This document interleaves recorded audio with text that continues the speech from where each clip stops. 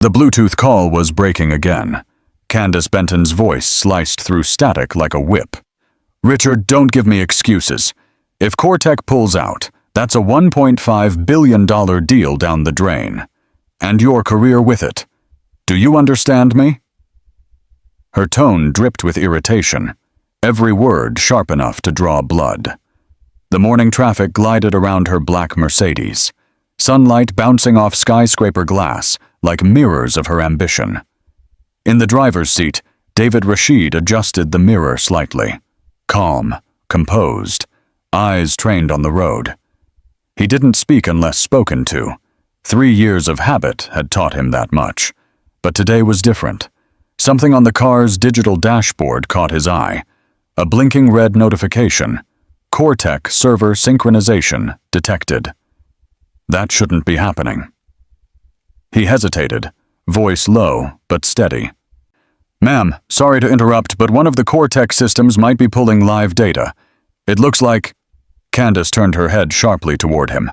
They were sitting side by side in the front seats, her sleek navy suit brushing slightly against his jacket as she shifted, eyes narrowing like a hawk.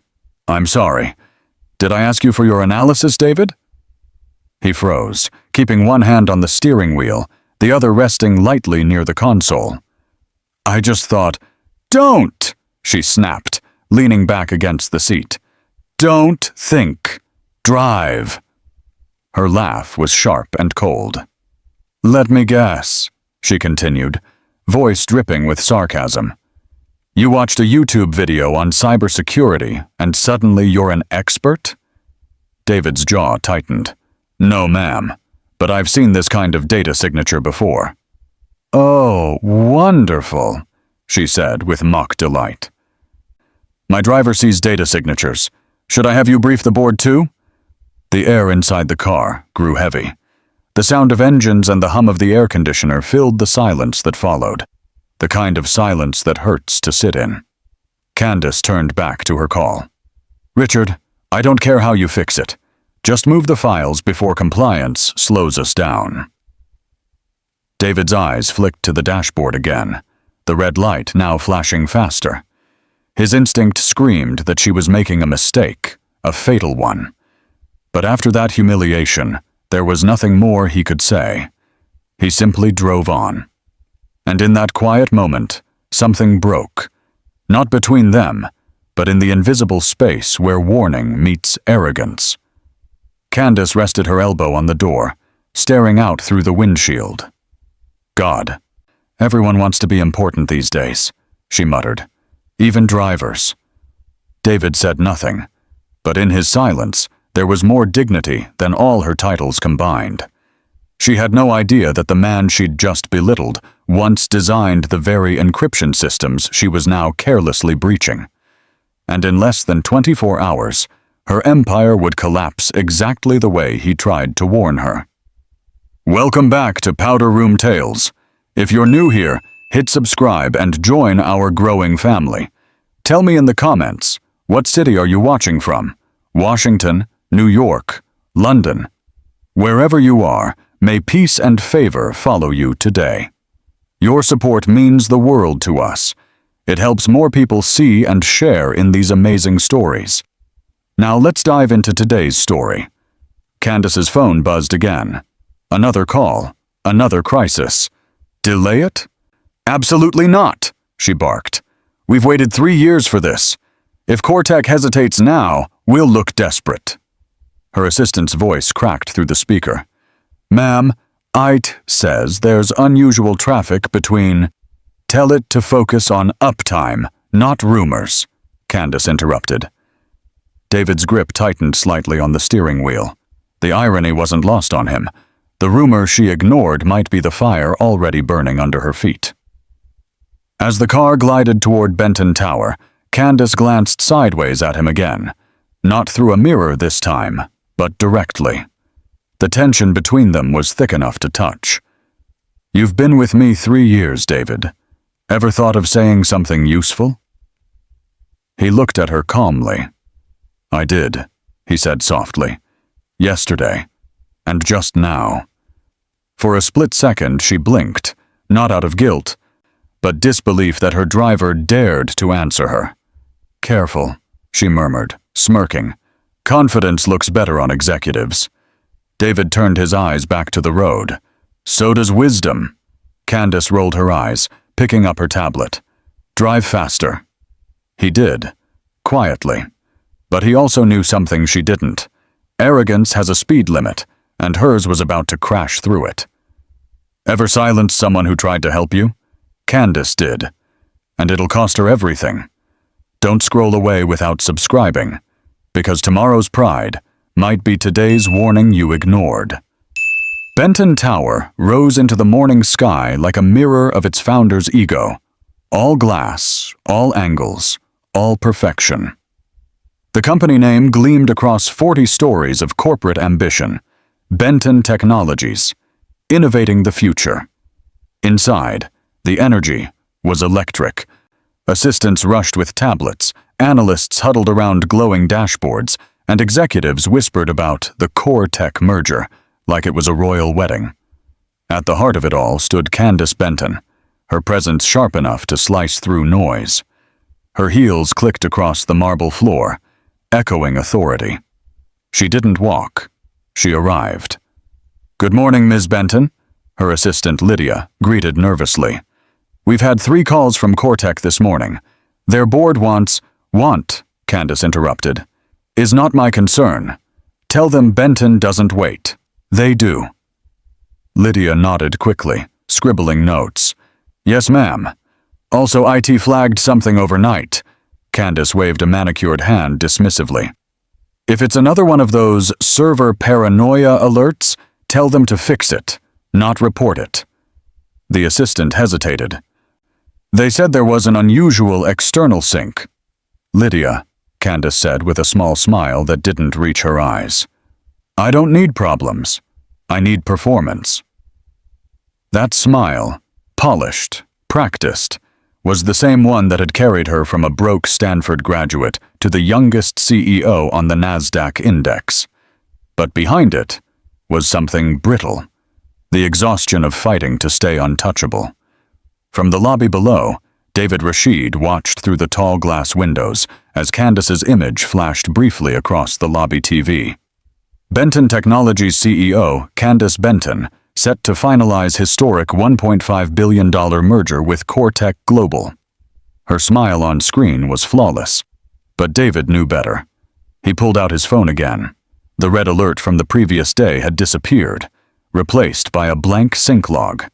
To anyone else, that would mean fixed. To someone like David, it meant covered. He sighed quietly and slipped the phone back into his pocket. Upstairs, the boardroom meeting began at 9 sharp. Candace stood at the head of the table, every eye fixed on her.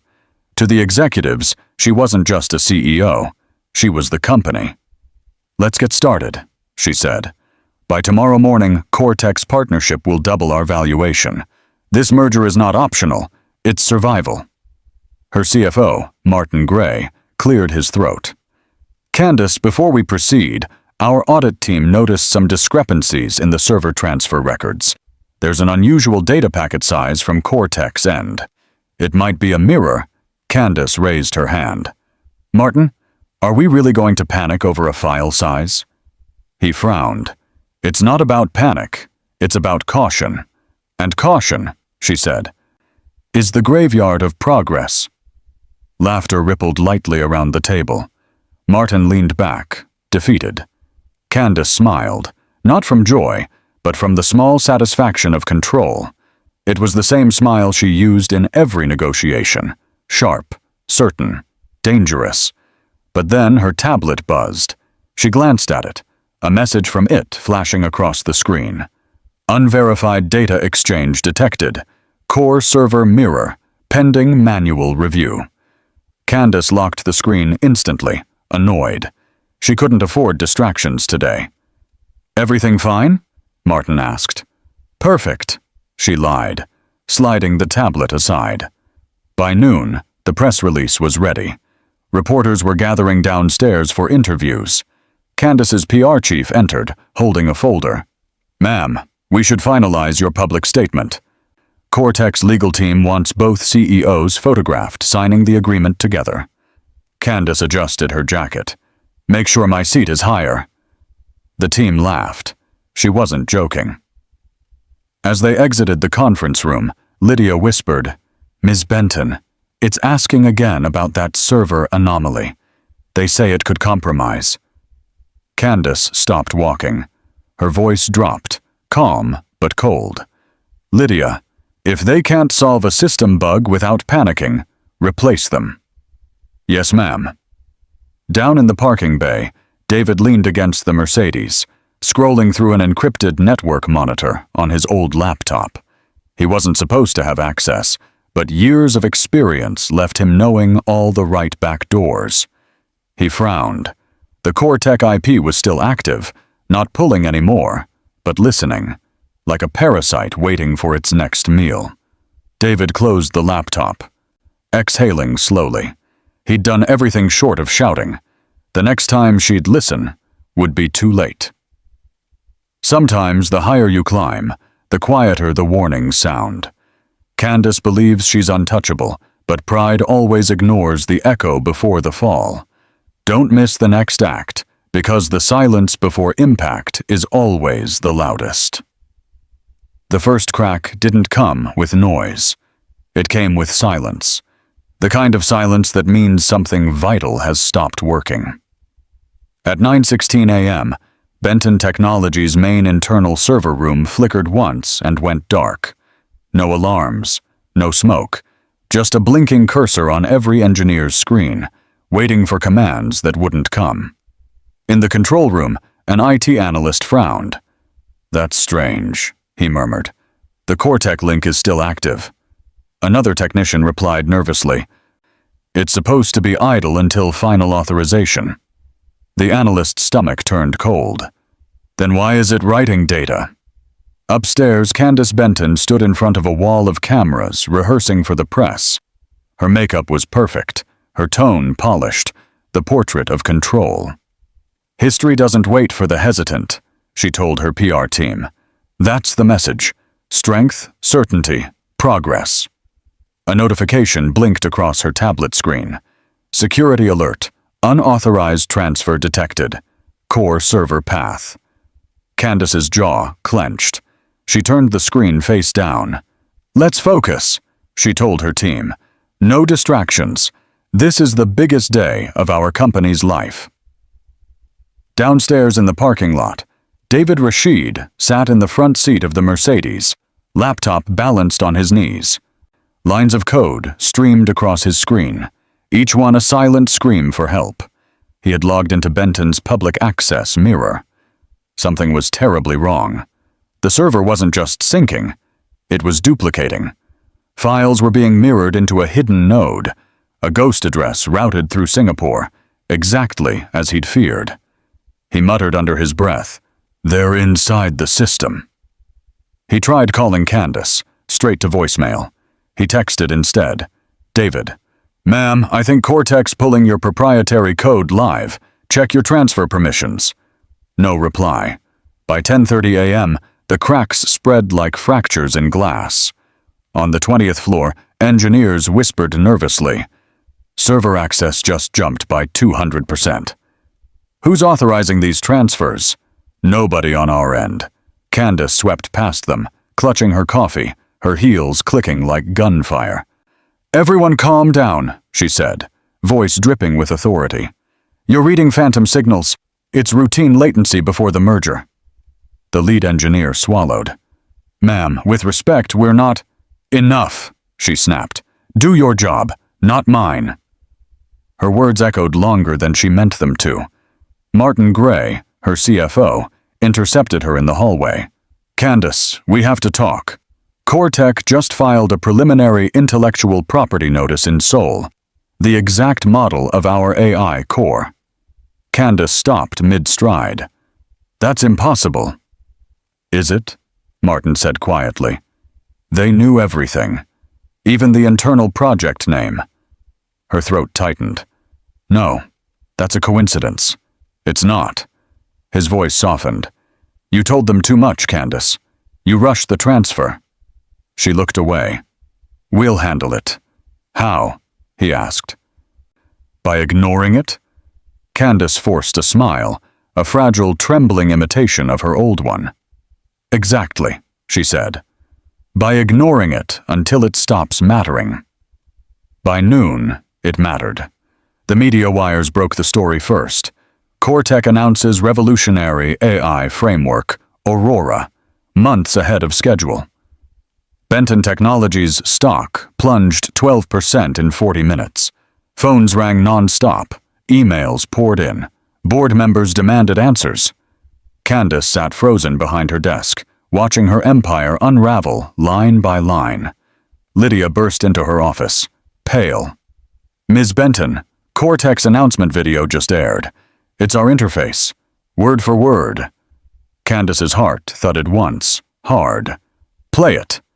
On screen, a smiling CoreTech executive presented the new AI model, complete with the same interface design Benton had spent 3 years perfecting.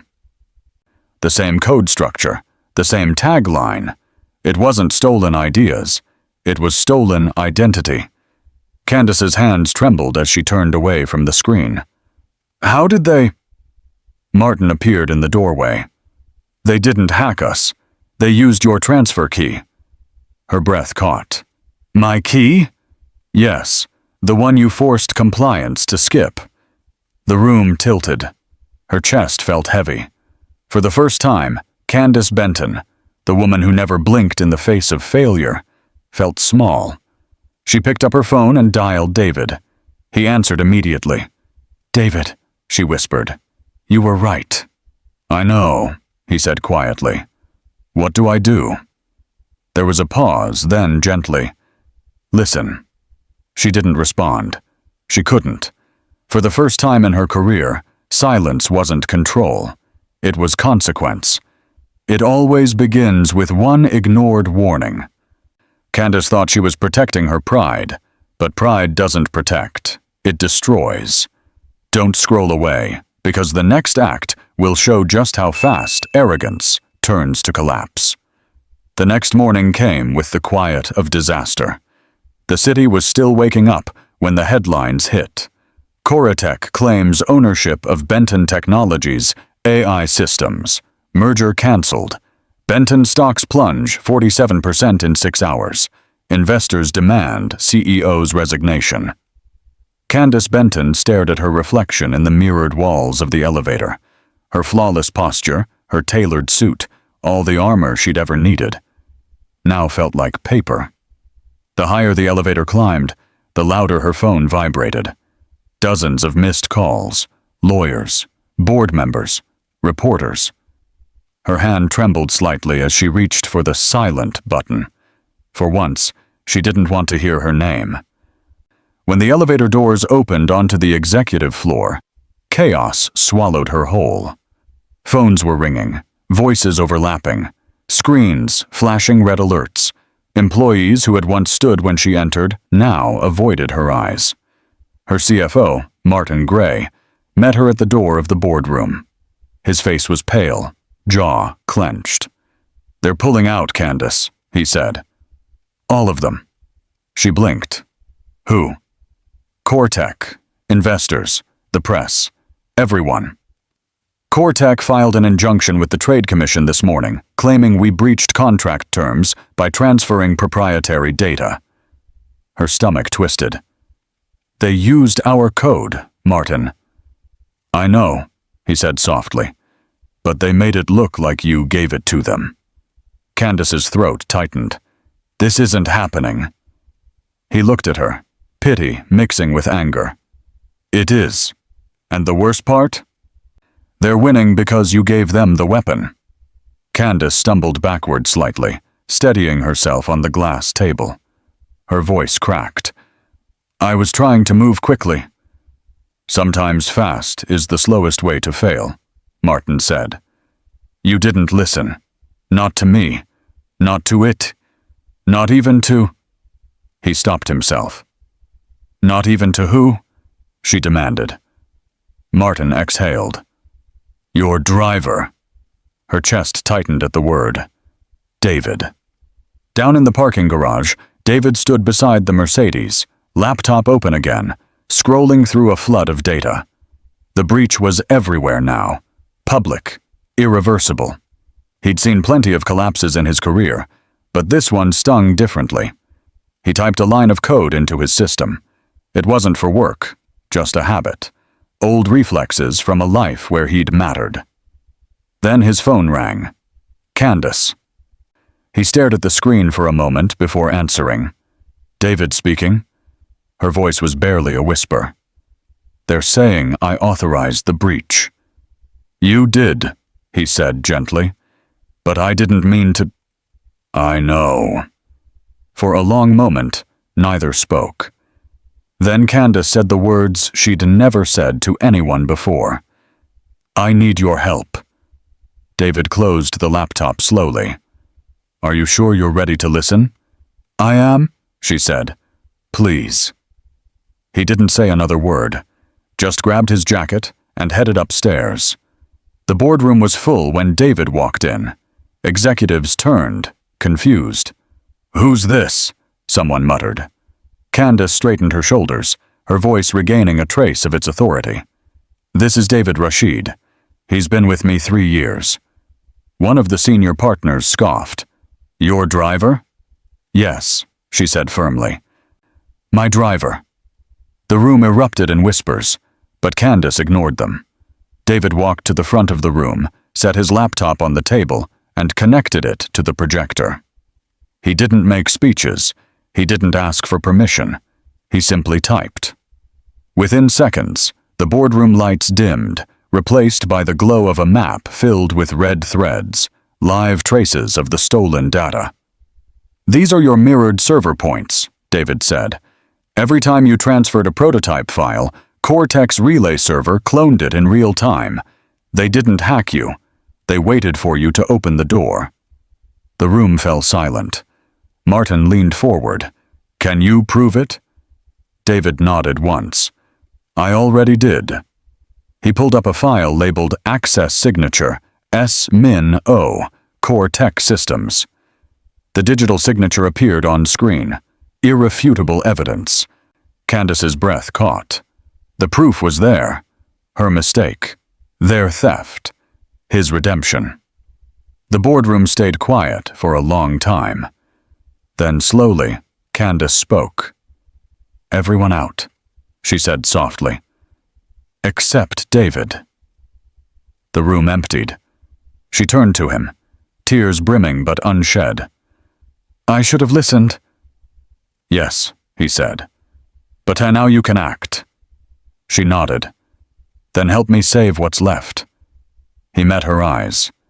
If we start now, maybe we can stop them from burying you completely. She smiled faintly, the first real smile he'd seen from her in years. Then let's begin. Arrogance built her empire. Humility might just save it. Candace finally said the words she swore she never would. I need your help. But the question is, can redemption rebuild what pride destroyed? Don't miss Act 5. The boardroom lights had dimmed, leaving only the bluish glow from the projector dancing across glass walls. For the first time in her career, Candace Benton wasn't the one standing at the head of the table. It was David Rashid. He worked silently, fingers moving over the keyboard with quiet precision. Lines of encrypted code rolled across the screen like storm waves. Candace sat beside him, not above, not opposite, beside. The symbolism wasn't lost on her. He spoke without looking up. Every time a transfer request went through, Cortec mirrored the data. They masked their relay under your compliance port. Her jaw clenched. Can we shut them out? David shook his head. No. The moment you signed that final authorization, the link became legal access. You didn't just open the door. You gave them the keys. The words cut deeper than accusation, because they were true. Candace inhaled slowly. So what do we do? We trace the fingerprints, David said. No one steals data perfectly. Somewhere in that transmission, they left a mark. He brought up a data log showing thousands of strings of numbers. To her, it looked like chaos. To him, it was a confession waiting to be read. They worked in silence for hours. The office emptied around them, one terrified employee at a time. By midnight, Benton Tower was a ghost of ambition. Candace rubbed her temples. "I used to live for nights like this," she muttered. "Back then, it meant I was winning." David glanced at her. "And now? Now it feels like running from myself." He nodded once, not pity, just understanding. She noticed how steady his hands were, how sure his movements seemed. There was no resentment in him, only focus. It humbled her. When the clock hit 1:03 a.m., David suddenly froze. There. He zoomed in on a string of code buried deep within the relay's metadata. "What is it?" Candace asked. "An oversight," he said, a faint smile crossing his face. Their lead engineer embedded an access checksum with his initials. Rookie mistake. Her heart skipped. "You can prove this came from Cortec?" "Beyond any legal doubt." Candace exhaled, not with triumph, but relief. "David, you just saved us." He turned to her. "Not yet, but now we have a fighting chance." He leaned back in his chair, stretching for the first time in hours. "There's something you need to understand," he said. Candace frowned. "What's that?" "You think power means control.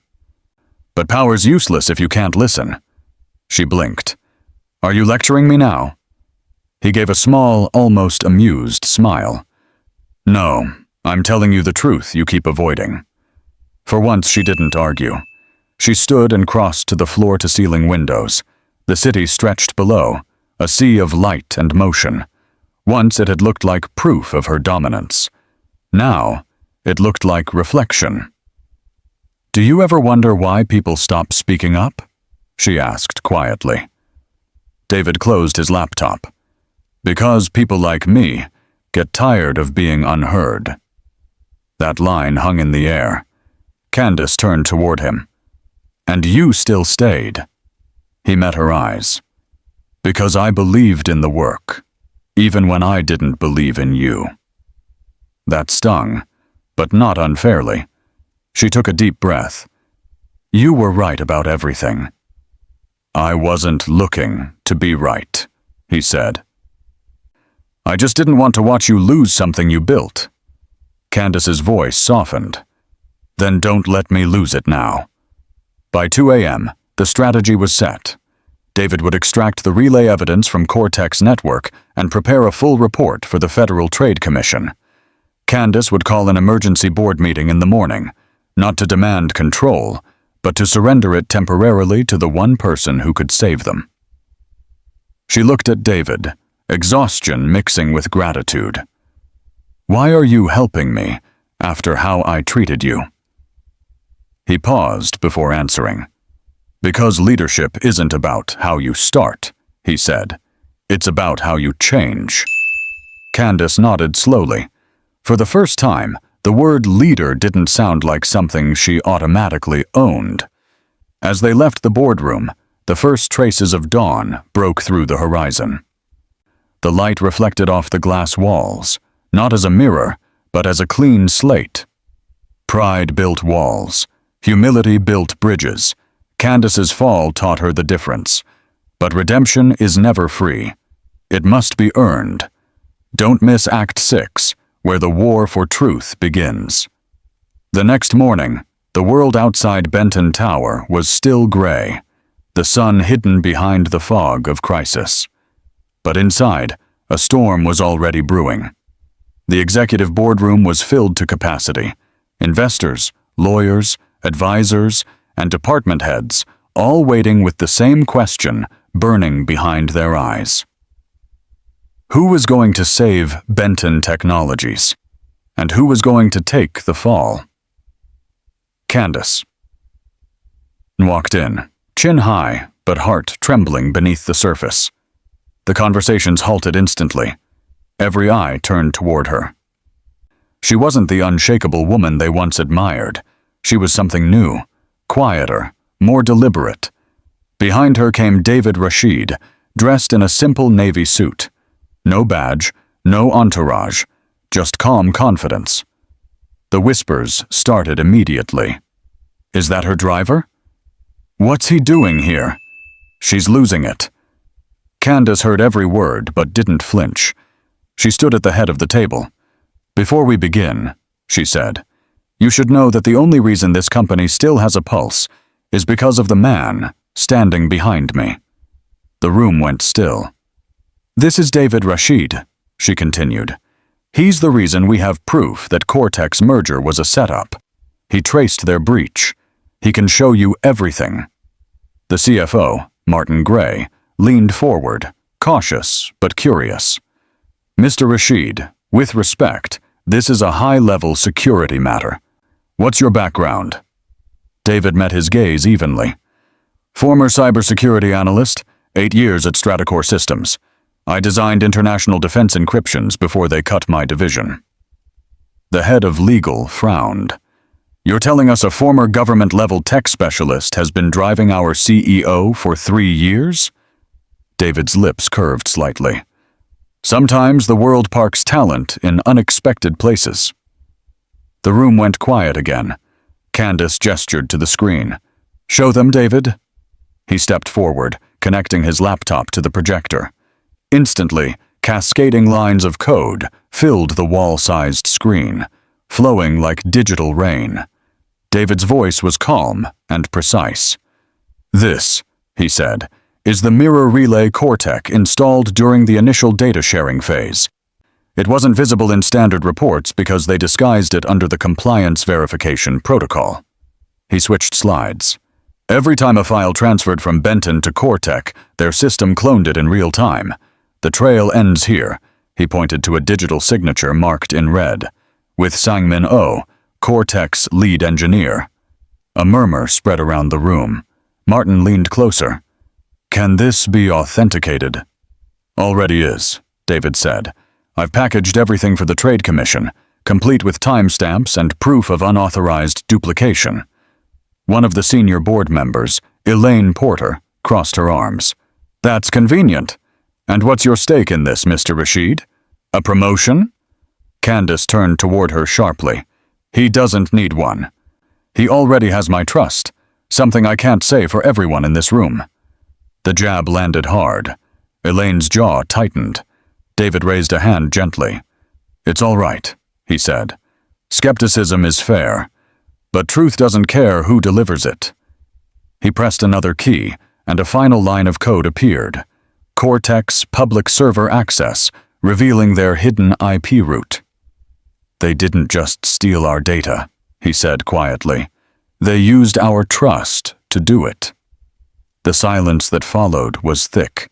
No one dared breathe. Then Martin spoke softly, almost in awe. You found all this last night? David nodded. Ms. Benton found the courage to ask for help. I just answered. Candace glanced at him, emotion flickering across her eyes. For once, she didn't have to command the room. He already had. By the time the presentation ended, the boardroom's energy had shifted completely. Even the skeptics were leaning in, scribbling notes, whispering strategy. The COO, once the loudest critic, finally said, If this holds, Cortex finished. Candace nodded. Then we move fast. Legal, prepare filings. Martin, coordinate with federal counsel. David, you'll lead the verification task force. The room froze. Excuse me? Elaine said. You're putting a driver in charge of your tech division? Candace looked at her without blinking. No, I'm putting the only person who didn't lie to me in charge. No one argued after that. When the meeting adjourned, Candace caught David by the elevator. I meant what I said, she told him. You're leading the task force. He raised an eyebrow. You trust me that much already? She smiled faintly. I'm learning. The elevator doors opened. As they stepped inside, The reflection in the mirrored walls showed something the company had never seen before, a partnership built on equality. For the first time in years, Candace Benton wasn't standing alone. The same room that once mocked him now listens when he speaks. Candace's arrogance made her blind. Humility made her powerful again. But the fight isn't over. Don't miss Act 7, the confrontation that decides everything. The elevator doors opened onto the 42nd floor of CoreTech Global's headquarters, a fortress of glass and quiet arrogance. Candace Benton stepped out first, her heels striking the marble like a heartbeat. Beside her walked David Rashid, calm and focused, a small tablet tucked under his arm. Behind them, 2 Benton legal advisors followed, carrying case files that would decide the company's fate. In the conference room ahead, the CoreTech executives were already waiting, polished smiles hiding sharpened knives. At the head of the table sat Min-Jun Park, CoreTech's CEO, his posture relaxed, confidence radiating like heat. "Ms. Benton," he greeted smoothly, rising with a shallow bow. "I hope this meeting means you've reconsidered your accusations." Candace met his eyes evenly. "No, Mr. Park. This meeting means you've run out of places to hide." David moved quietly to the end of the long digital table, placing his tablet on the display console. With one swipe, the lights dimmed, and the screen came alive with cascading lines of code. "Before we begin," David said, voice even and controlled, "I'd like to clarify what happened 3 days ago. Benton Technologies transferred prototype files under legal partnership terms. Within 6 minutes, those same files appeared on your relay server, a direct violation of the confidentiality clause." Park's smile didn't falter. "You're mistaken. There must be a technical overlap. Our systems automatically—" David interrupted, his tone sharper now. "Upload encrypted files labeled with your lead engineer's digital signature? That's not automation, Mr. Park. That's theft." The room froze. Park's eyes narrowed. "Do you have proof?" David tapped the screen. "Always." The projector displayed the checksum log, the digital fingerprint of Sang-Min Oh. His name glowed across the room like a confession. Gasps rippled through the CoreTech team. One of Park's engineers shifted uncomfortably in his seat. "Sir, that does look like—" "Quiet," Park hissed. David continued, calm but firm. "You didn't just mirror our system. You repackaged it and registered it as your own. Every line of your so-called Aurora model carries Benton's proprietary watermark." He pulled up the final slide, a side-by-side comparison of the 2 codes. Identical. Even the color markers were the same. Candace leaned forward, her voice low but cutting. "You took everything I built and tried to wear it as your own. You underestimated me. Again." Park's composure cracked for the first time. "You can't prove intent." David smiled faintly. "Actually, we can."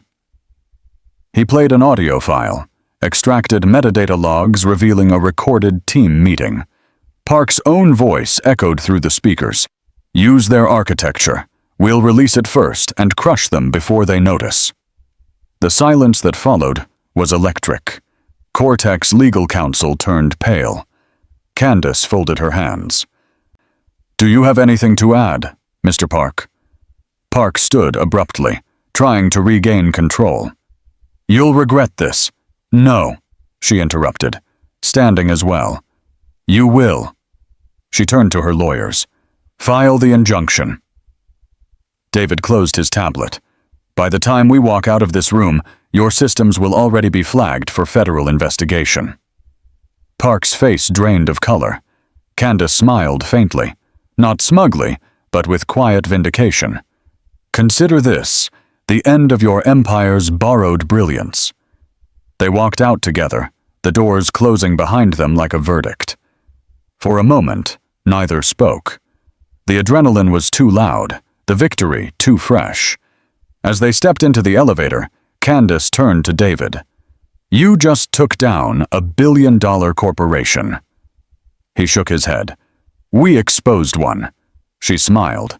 "Either way, they'll never forget your name." He looked at her, tone soft. "I don't need them to.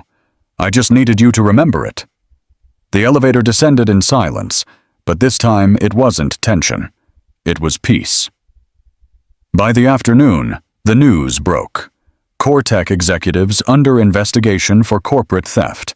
Benton Technologies cleared of wrongdoing. Reporters flooded Benton Tower again, but this time the cameras told a different story. Candace and David stood side by side at the press conference, facing the world as equals. Candace addressed the cameras, voice steady. "Leadership isn't about power. It's about the courage to listen, even when the truth comes from beside you, not below you." The flashbulbs exploded like applause. Truth always wins, but only when someone has the courage to speak it. Candace once silenced her driver. Now she lets him lead beside her. Don't miss Act 8, where the rebuilding begins and legacy takes shape. The storm had passed, but its silence was louder than ever.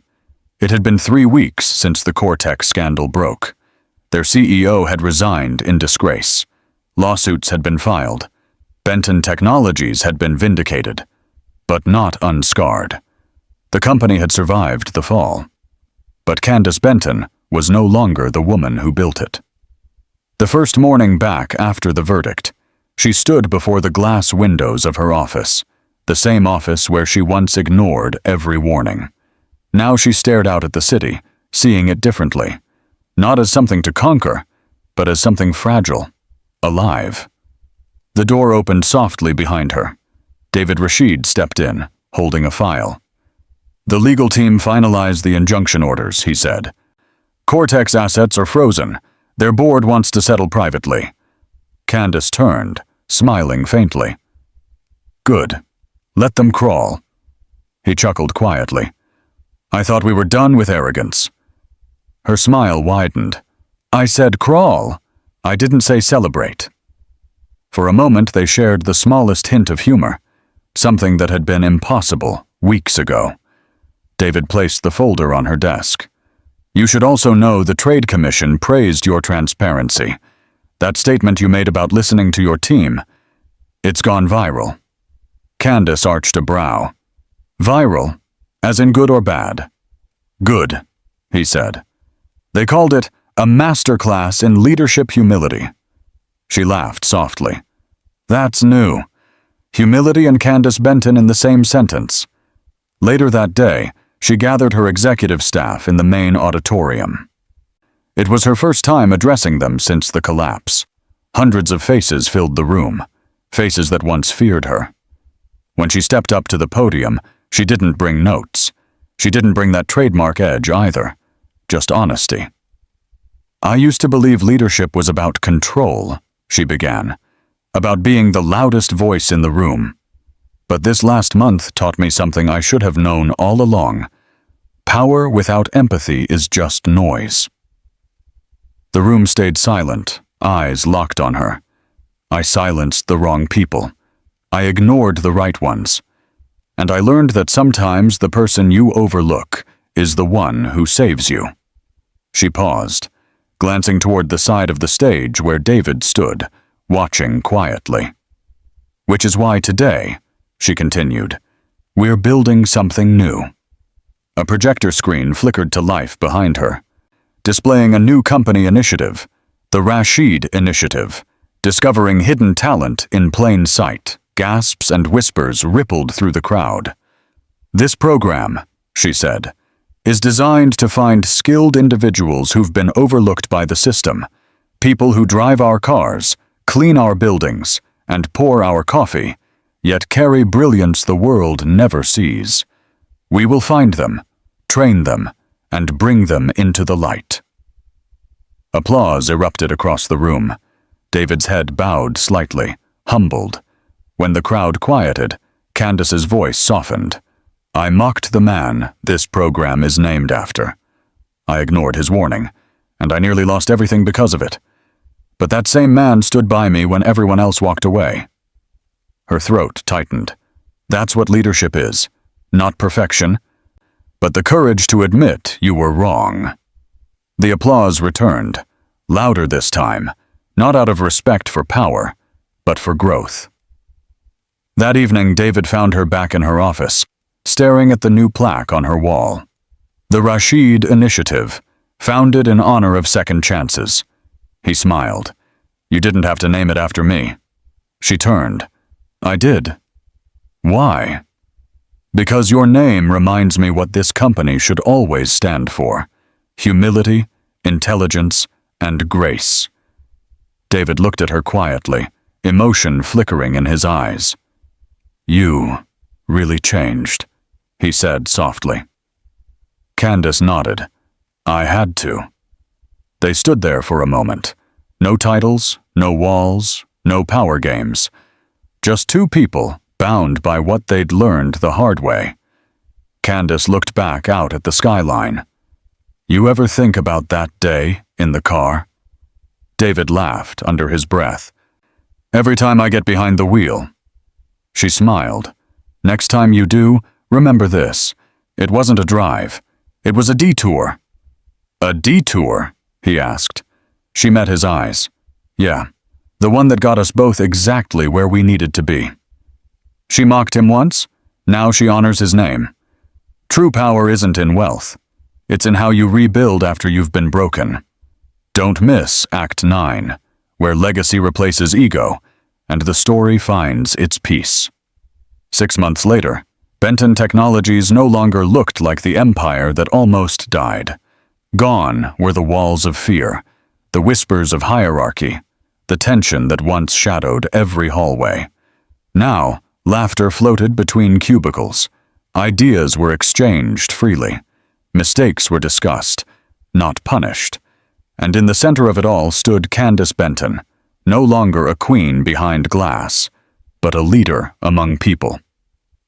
That morning, she stood in the company's atrium as employees gathered for the official relaunch of the Rashid Initiative. The banners read, "Where overlooked talent finds its place." She stepped onto the small stage, microphone in hand. Her voice was calm, steady, and, for the first time in her career, sincere. 6 months ago, this company almost disappeared, she began. We lost money, credibility, and trust. But what we gained was worth far more: perspective.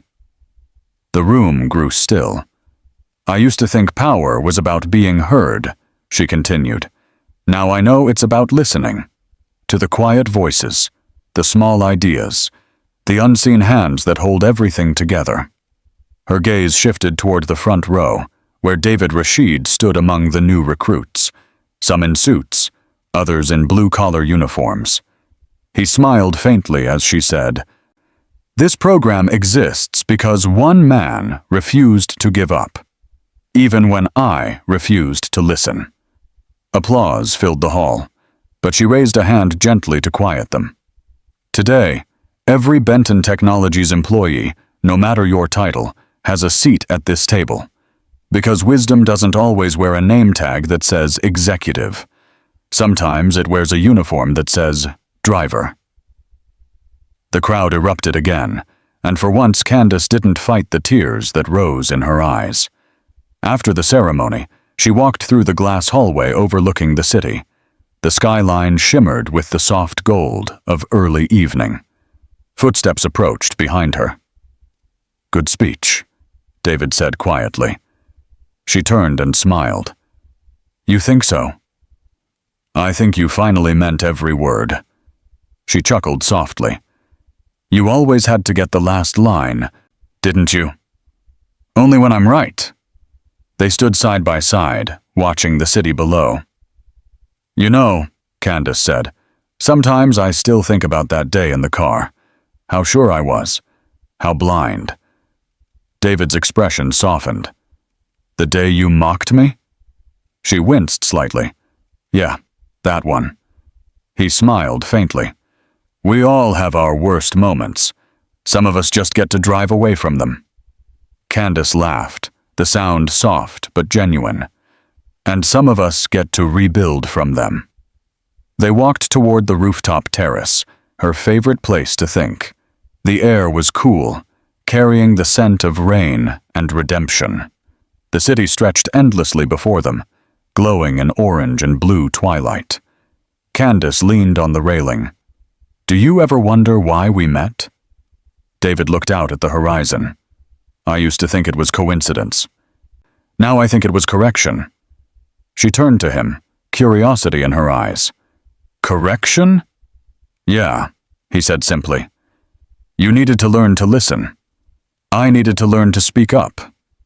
She smiled, thoughtful. And here we are, both doing what we never did before. The silence between them wasn't awkward anymore. It was peaceful, like two halves of a lesson finally joined. After a while, David said, "What's next for Benton Technologies?" Candace shrugged lightly. "Whatever comes, we face it differently now. No more walls. No more pretending we're untouchable." He nodded approvingly. "You've come a long way." She glanced at him. "We both have." As the sun dipped below the skyline, Candace whispered, almost to herself, "I used to think I was building a company, but really I was building a mirror. Everything I was, good and bad, reflected right back at me. You just happened to be the one holding it." David turned to her, eyes gentle. "Then I guess my job's done." She shook her head. "No, it's just beginning." He smiled. "Funny. That's what I told myself 6 months ago." They stood there quietly, the city lights twinkling beneath them like scattered stars. The same world that once watched her fall, now watched her rise. Softer, humbler, wiser. Candace finally turned and said, "Thank you, David, for saving my company. And me." He gave a small smile. "You're welcome, ma'am. But really you saved yourself. I just helped you see it." She mocked him. He saved her. And together they built something greater than pride. Legacy. Because sometimes the people we overlook are the ones sent to remind us who we could become. If this story moved you, subscribe now, and remember, humility always wins in the end. You've come to the end of this love story, but another billionaire's secret is waiting. The next tale will be more seductive, more forbidden, and far more addictive. So do check it out. Click on the image showing on your screen right now to watch the next one. Until then, guard your heart because The Powder Room Tales is only getting started.